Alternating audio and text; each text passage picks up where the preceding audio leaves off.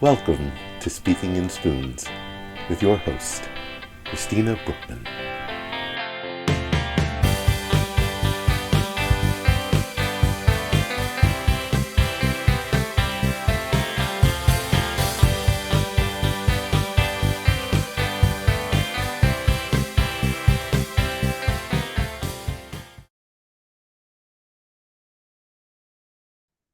Hi, welcome to Speaking in Spoons, a chronically ill podcast. I am your host, Christina Brookman, with the handsome co-host, Dr. Nate Strauss. And with us today, we have some very special guests. We have Barbra Dillon from Fanbase Press and Jordan Hart, the author of Ripple Effects, which is a graphic novel about invisible illness. We had them on last season, and we're so excited to have them back. A lot has happened in this past year, but before we get to that, I'm going to let you guys properly introduce yourselves and talk a little bit about ripple effects. And then we'll get into what's going on now with ripple effects. Um, uh, Barbara, do you want to start? Sure, absolutely. Christina and Nate, thank you so much for having us both on. I'm a huge fan of the podcast. I love all that you do, so thank you for your work. Thank So you. as Christina, yeah, of course. As Christina mentioned, I am the co-founder and editor-in-chief of Fanbase Press. We are a comic book publisher as well as a media outlet, and we strive to share as many creator stories and voices as possible with the world. We really want to lift up everyone's voices, especially those voices that don't often get the opportunity to reach large audiences. So that's me, Jordan. I'll turn it over to you. Yes, so great to be back. Thank you again, Christina and Nathan. This is it was one of our favorite podcasts from the first round of press for Ripple Effects. So it's great to be Oh, here. thank you. We love Yep, having you. great. Yeah, well, we love being here. So my name is Jordan Hart. I'm a comic book writer and creator. I kind of do it all depending on what the project is. So I've been a colorist, a letter designer, uh cover artist, but I would say a writer first. That's what I'm always really doing, and then I fill in the gaps where needed on a project. On Ripple Effects, I was the creator, writer, and colorist, and it was just a really special project to me. I'm sure we'll get into it, but it's about a superhero who's invincible but has type 1 diabetes. So of all the comic book publishers, I only pitched one place, which was Barbra and Fanbase Press. And it's the only one I've ever had where the only place I pitched didn't pass and picked it up. And it was a truly lucky day when her and her husband, Bryant, both said that they would love to release the book. Because as she said, they're known for elevating certain stories and certain voices. And I knew that they would do the story, the justice and service it needed, and they sure did. So they've been great partners. So excited to have you back. I love the graphic novel. I think you know, invisible illness is something that so many people experience, and there's a lot of misconceptions, and people get isolated and alone, and it's just so wonderful to have something like this out there with in this medium. Of graphic medicine, which I didn't even know existed until you guys started talking about it last episode. But, a graphic novel where there's a superhero experiencing, type 1 diabetes, which affects so many people. And then also, what I loved is you having the interwoven essays of people in the graphic novel world that have invisible illnesses as well. And those essays really tied in. You did such a wonderful job of they really tied into each like chapter. There was a message that kind of they wove, and it made sense. And that's actually we were blessed to have Mike on to talk about his journey with schizophrenia, and that's how we met him. And I, I personally was touched because I have both Nate and I have invisible illnesses. Well, they started invisible and then became visible, which is very common. I have Ehlers-Danlos and POTS, and this weird type of migraine that looks like a stroke. And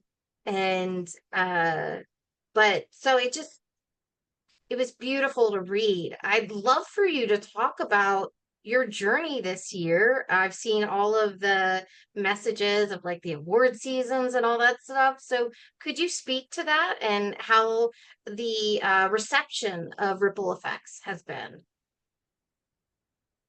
Barbara, I'll let you take that one, Barbara. Oh my gosh, I was going to say, No, please, Jordan, no, this is no. like your incredible. Well, I'm just going to be effusive of Jordan's praise because it's been amazing. I mean, when as he mentioned, he brought the story to Bryant and me, we were completely blown away and so honored to be able to provide a home to it at Fanbase Press. And Christina, as you mentioned, the beautiful essays that really tie back to the story by all of the folks who they themselves have invisible disabilities and illnesses. We were just so in awe of the power of these stories and of the representation that we could provide through not only the comic book medium, but graphic medicine, which you brought up. And, if folks didn't see the first interview, and if you're unfamiliar with graphic medicine, that is very simply the convergence of all things in the field of medicine and comic books.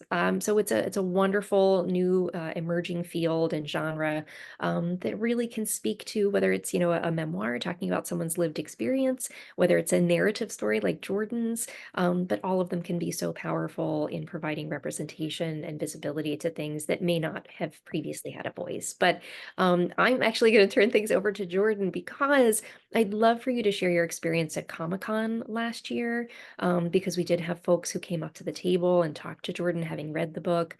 Yeah, I'll turn things over to you and simply your experience in going through all of the many awards that you've achieved. Sure. Thank you. Yeah, so if you've read Ripple Effects or listened to the previous issue, excuse me, the previous episode that we were on, it really was something that I wanted to write and create for readers and family members of those with a chronic or illness or an invisible disability. When I was diagnosed with thrombophilia when I was 25, which is an incurable blood clotting disease, and it was very difficult because I felt like who I was gone and was never going to come back because there is no cure. And there was just a whole new way of living, so many choices that I didn't even think about. Now I had to put serious thought into things that used to be easy, like getting on a plane and going on a flight. It's like, okay, I got to sit on the aisle. I got to have my compression socks. I got to get up every hour. Yeah. It's just this huge world of anxiety that gets dropped on your lap when you're not born with the illness or disability and your body changes, which was the case for me. So I had, frankly, a very hard time after I was diagnosed. I was on bed rest for 3 months. It was very difficult. And I really just felt like who I was gone, and I didn't know who I would be going on. And the one thing that helped me was talking to other people with invisible disabilities. The lovely woman that owned the advertising agency that I was working at had Crohn's disease, and she helped me the most right out of the bat. Times I thought she was on vacation, she was in the hospital, and just like how to live. And she was the most, and is the most positive and upbeat, never complains, never would say anything. And she really was a guiding light for me to start, moving forward. And she introduced me to more people. My doctors introduced me to people. And I realized that the more I talked to people in the community with an invisible illness or disability, the more I felt less alone. And I think that's the toughest part about having an invisible illness, is that it's only something you might know about that most people don't know, and you're going through it alone. And that's really tough at first. So talking to other people, hearing their experiences, much like what this entire podcast is about, is what helped me. So my goal with Ripple Effects was to put that into a story so that anyone that could read the story that has an invisible illness or know someone sees that they're not alone, feels seen, feels like that other people are going through what you're going through, and not exactly, but like they feel the same way, and they're having the same thoughts and the same struggles, just in a different area. So that was my goal with Ripple Effects, was to really make a story that connected and with the whole community. And reading comic books since I was 4 years old, I knew that there had never been a really invisibly ill superhero. Usually in stories, it's like the villain is disabled or has the scar, or if there's an illness, that's the antagonist of the story. It's something the main character has to overcome and beat, and it's like that's not the case when you have an incurable disease. Literally, there is no way to beat it. You just have to treat it. So that's who I wrote the story for. And then to go to the award recognition, that was why I think it did get all of the recognition and praise and reviews that it got. And like for me, okay, great, like a award nomination, I'm so thankful and grateful for it, but like it's not about me. Anything that Ripple Effects is recognized for is about the community. So like I don't see it as a win for myself, I see it as a win for everyone with an invisible illness or a loved one with one. So it was put on the American Library Association's Best Graphic Novels of 2022 reading list, and that was like the first award that blew me away. And I was like, holy cow, that was the first one that came in. I was like, this could be Huge. something. Yeah, it was huge. It was a dream come true. And then from there, it got an Eisner nomination, which is the Oscars of the comic book industry, which is unheard of. And I was like, holy cow. And then it was nominated for the Excellence in Graphic Medicine. It won the Best Indie Comic of the Year, which is the Forward Indies review. It was Book of the Year there. From there, it got nominated for a Harvey Award, which is the Golden Globes of comics, which only a handful of comics last year. I think it was maybe 11. I counted it. I think it was like 9 or 11 that got nominated for both an Eisner and a Harvey, and Ripple Wow. Effects was one of them. And then the year closed out with it winning the Dwayne McDuffie Award for diversity in comics. So it had a great run.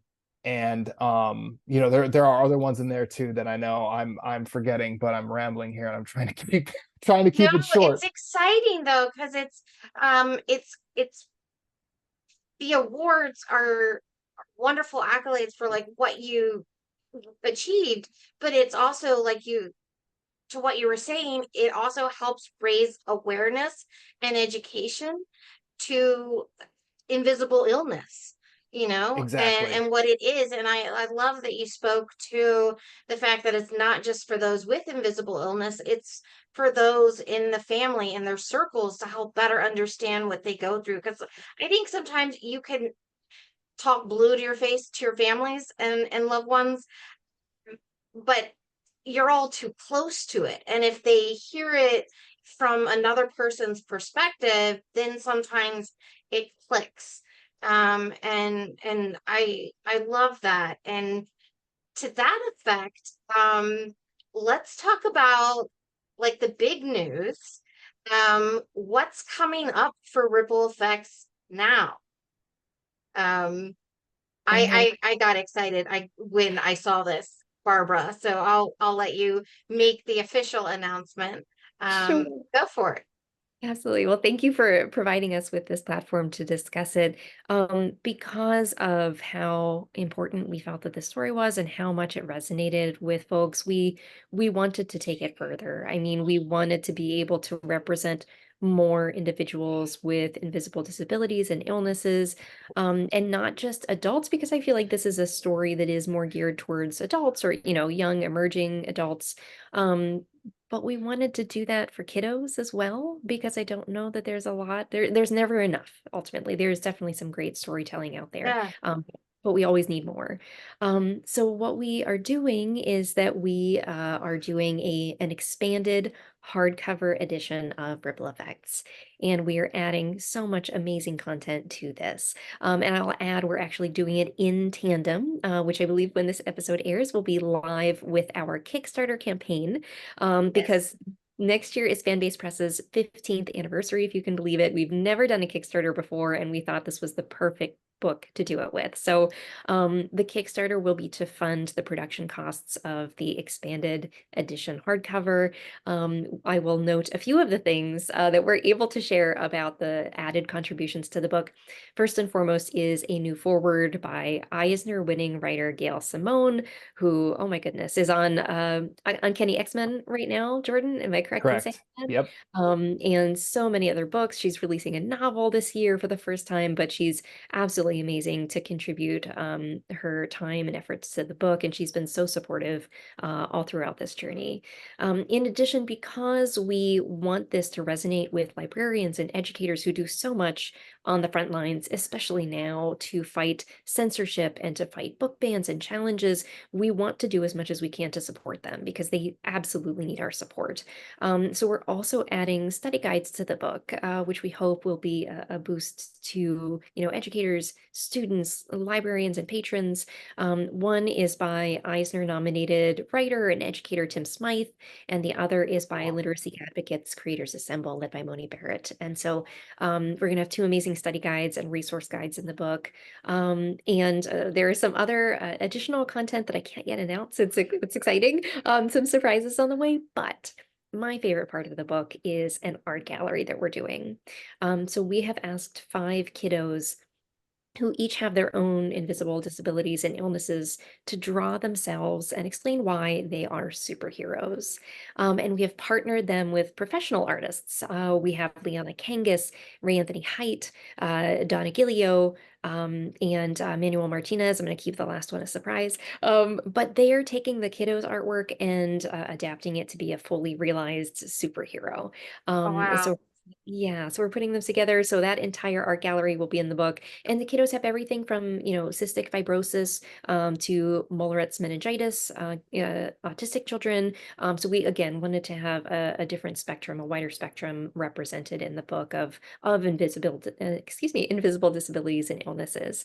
And the last part that I will add is that not only is all of that going to be included in the book, but if you see this before September 10th, we are doing an auction with David M. Boer, who is an Eisner and Glad nominated writer on Canto, Rain, so many different books. But he is going to be hosting us on Whatnot, which is an auction website, and we are going to be auctioning off all of the kiddo and professional artists' artwork. All of the proceeds will be going to benefit the Make-A-Wish Foundation. So hopefully if you see this, you'll tune in on September 11th, and that's when we'll be doing the auction as well. We will add that too at the end of the episode, information for the Kickstarter and also this event as well. We'll post everything at the end of the episode and also on our website as well, so you know how you can contribute to the Kickstarter and get involved. I don't know if you know this, Jordan, but I was talking with Barbara earlier. I used to be a teaching artist, so I got so excited when I heard what you were doing and for theater. And we always had like superhero day and all of that stuff. So the idea of giving children an opportunity to express themselves artistically as a superhero is just so empowering and important. And I just think that that's a beautiful thing that you're doing. I'd also love to know more about the study guides. Like, how are you looking to have those utilized? Have you been in talks with schools in any way, or where are you seeing those being utilized? That's a really great question. So we have made a lot of friendships and partnerships just throughout the time working with Fanbase Press, with librarians, with educators. Many of our books have been included within curriculums across the US. And especially with these 2 new study guides, Creators Assemble actually does this professionally, that they create study guides specifically geared towards the age group educationally that would be appropriate for this book. So Okay. they can speak more expertly and more from an educated perspective about, here are, there are obviously state regulations sometimes about what must be in Yes. curriculum, as I'm sure you Hmm. know. So Yeah. they speak in a much better manner than I could about, how they approach that and what they do. But that's all included in the Creators Assemble guide. And then the That's so guide, cool. I know it's we're so fortunate. And Tim Smythe, actually he, and I apologize, I don't recall the name of it right now, but he was an Eisner nominee last year for his book that he created, which was how to utilize comics in the classroom. Which of course, as we know, we've been seeing lots of comics in the classroom, but what's really unique and special is that he geared it towards K through 12, which is not something that you see utilized very often. So he, again, was coming from a very expert position and knowledgeable position to be able to craft the guide in a way that was helpful. And I will also add, Tim's son is one of the artists in the gallery as well. He has Mullerit's meningitis and has been through quite an incredible journey. So Tim very kindly at the beginning of his study guide also wrote a brief commentary about, what this book has meant to him and his son, and about what it means to be able to participate and have his son's story told as well. It's so wonderful to have all these personal connections going into it. How does that make you feel, Jordan? Like,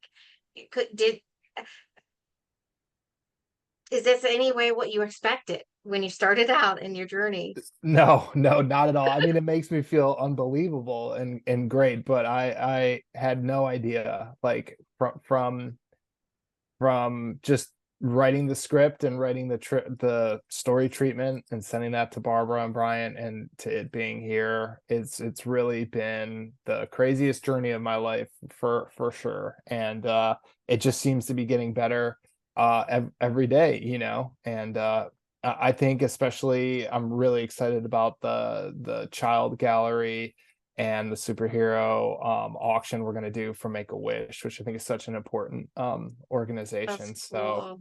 yeah, it's great to just be involved with something like this. I think it's just so exciting and an honor to be involved with something with it, but let alone for it to be our thing is truly surreal.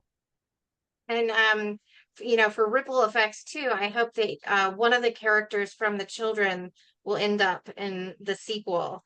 Um, that would be super cool. That sure would be. Make a Yeah, and special appearance. absolutely. And to Mhm. that point, Christina, if I might add, I wanted to highlight two other additions, especially because of what you said. So Jordan will be doing it in the style of, the MCU. There will be an end credit sequence that is an added story to the original. Yay! So that's very exciting.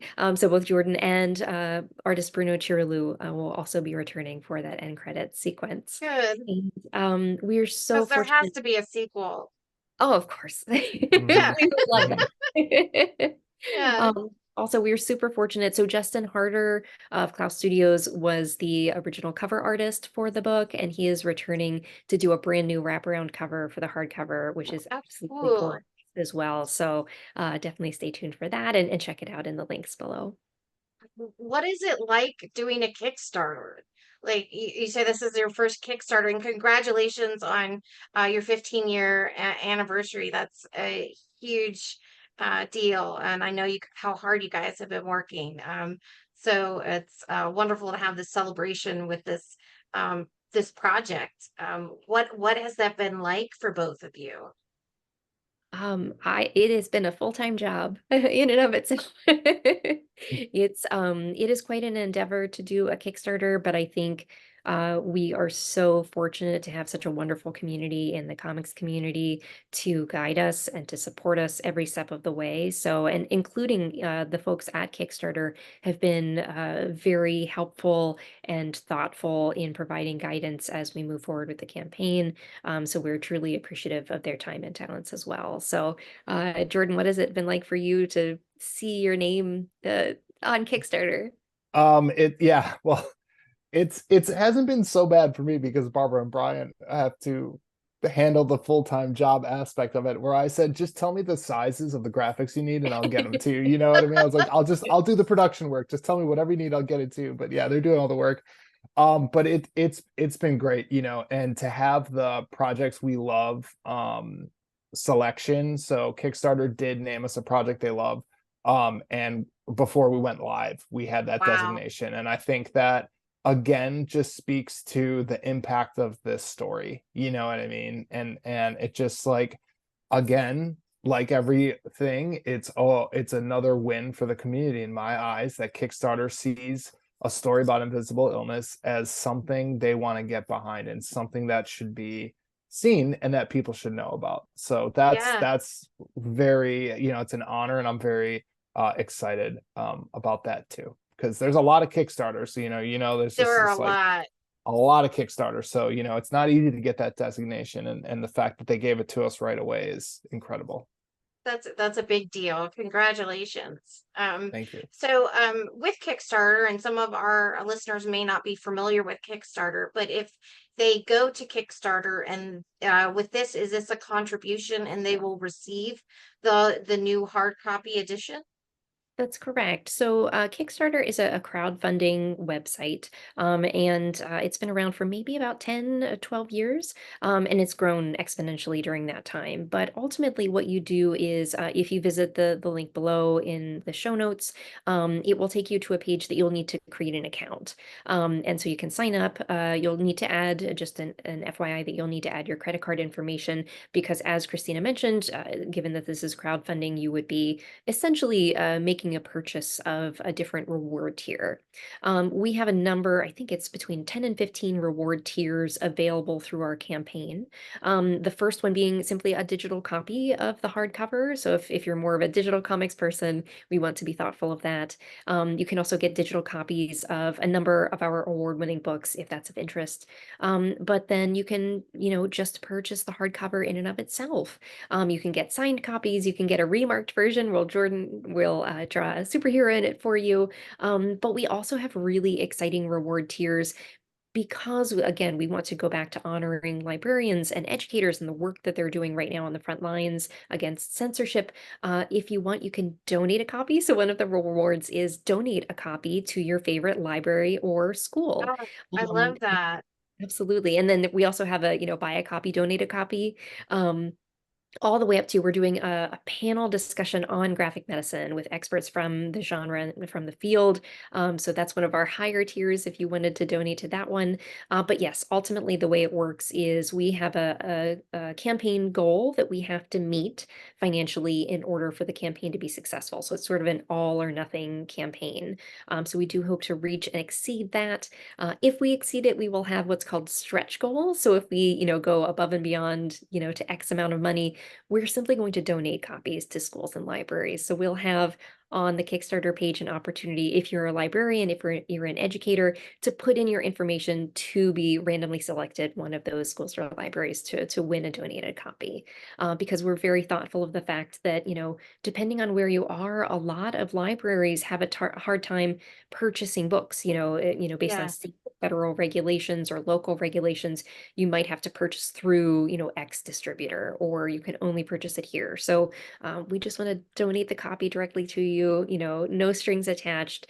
So if you're a librarian or educator, be sure to enter that form for, no stakes attached, free to enter, but enter to win a free donated copy. That's incredible that you're keeping in mind the library and school communities, because they do go through a lot, like you said, and particularly now with censorship. And these are such important stories, for people of all ages, that we can join and support each other and learn. It's advocacy, I think somebody said once, and I love this, that advocacy is education. So Absolutely. to me, that's what this book is. It's advocacy is education. That's Agreed. great. Uh, so do you have any I'm just so grateful for you two being here. Do you have any final thoughts that you'd like or anything you'd like to share that we haven't covered? I will just say, first and foremost, again, thank you both, Christina and Nate, for having us. We had such a great time last time on the podcast. Christina, you and I have been friends for 20 plus years at this Oh my point, which God. is So amazing. old. No, not at all. But I Um, love that. Yes. yeah. And so we're just honestly fortunate to be on this journey with you because that's how we view it. Jordan and I, you were very kind to interview us from the very beginning of this book, Mhm. before any accolades, before anything else. And so your support along the way has been just we're so grateful for it. We're so appreciative. So, and to be here again as we, move towards this expanded edition, we're just so grateful to be here. You're so welcome. I could say to both of you when Barbara first posted about this, I cried, I screamed. I was just so excited that there was a graphic novel coming out about, invisible illness. Like that that was just the coolest thing ever. And I was just so thrilled that you guys had taken on the project, that you created the project, Jordan. It really personally touched me. So it meant the world that you guys came onto our little show. So and it's just been a thrill to watch your journey and see the constant like posts and stuff, and I look forward to watching it continue. Yeah. Thank you so much. Yeah, like Barbara said, this you had us on before really anyone did, and we're the first major supporter of the book. So, like jump at the opportunity to come back. I was hoping we would get invited back for the hardcover, and now the heat's on me to write the sequel so we can get invited back again. Oh, So heck yeah. yeah. Oh yeah. And there needs to be a zebra in it. Of course. Of course. Yeah. What kind of So zebra? No, but they're all zebras. We're all zebras. But yeah, yeah, I this is just you're definitely coming back. So write the great. sequel. Great. Well, I'm and on y'all it. do another Kickstarter. Although Barbara's like, I'm so tired now at this point. Just give me the time that Jordan will take to write it will give me a little respite before Okay, the Yeah. next one. Yeah. Yeah. sounds good. Well, thank you guys so much, and we will talk soon. And best of luck with the Kickstarter. Those listening and watching, we will have all of the wonderful information so that you can go and look and see what tier of the Kickstarter you would like to be a part of. Maybe you want to do multiple tiers, multiple times. Who knows? And if you have not already purchased the book, you could do it both ways. It really is that wonderful and that important. And I love the idea of giving to your local community through libraries and education. And if you have a child, that is living with a chronic illness, this could be an um, incredible for them to not feel alone. So stay tuned. We Nate and I will have a follow-up after party where we talk about this interview and graphic medicine. And see you soon. Welcome back. This is Speaking in Spoons, and I am your host, Christina Brookman. We have a special announcement here at Speaking in Spoons. We're shaking things up a bit. We're doing a new format where we will have our special topic episodes and we will have our personal stories of disability episodes.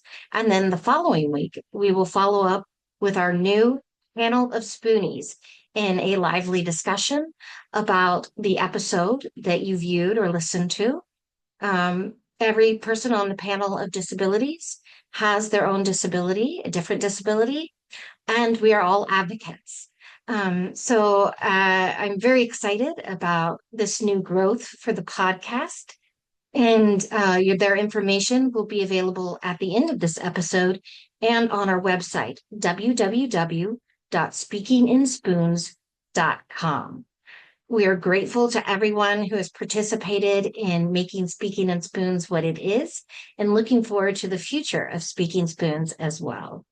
We'll also have information about Ripple Effects in the show notes how you can participate in this amazing Kickstarter and get a copy of the graphic novel itself. This is such a wonderful novel for those with experiencing invisible disability and disability, their families, friends, loved ones, and also the medical community to kind of see maybe what it is we experience in the world outside of the hospital and doctor's office doors. So stay tuned for next week's panel of Spoonie discussion on Ripple Effects Kickstarter. And save your spoons.